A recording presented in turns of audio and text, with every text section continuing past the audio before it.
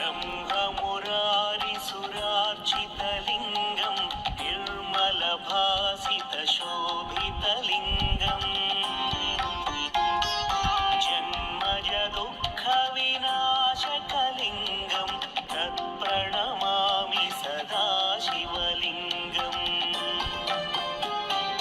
देवमुनिप्रवरार्चितलिङ्गं कामदहनकरुणाकरलिङ्गम् रावणदर्पविनाशनलिङ्गं तत्प्रणमामि सदा शिवलिङ्गम्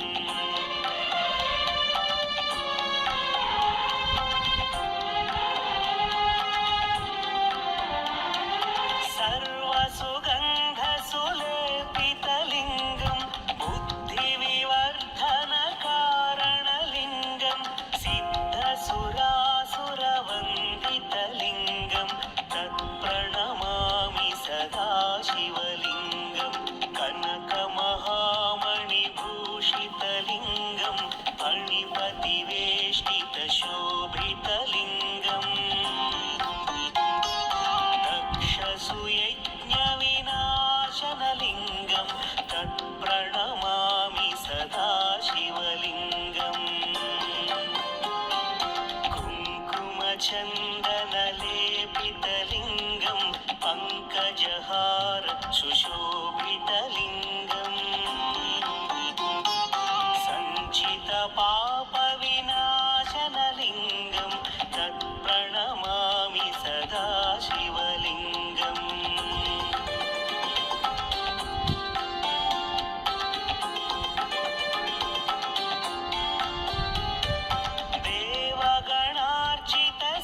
देवगणार्चितसेवितलिङ्गं भावैर्भक्तिभिरेव च लिङ्गं दिनकरकोटिप्रभाकरलिङ्गं तत्प्रणमामि सदा शिवलिङ्गम्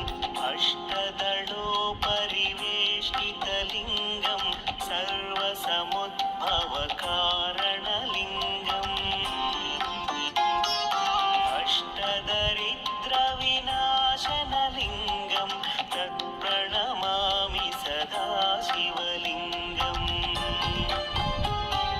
सुरगुरुसुरवरपूजितलिङ्गं सुरवनपुष्पसदार्चितलिङ्गम्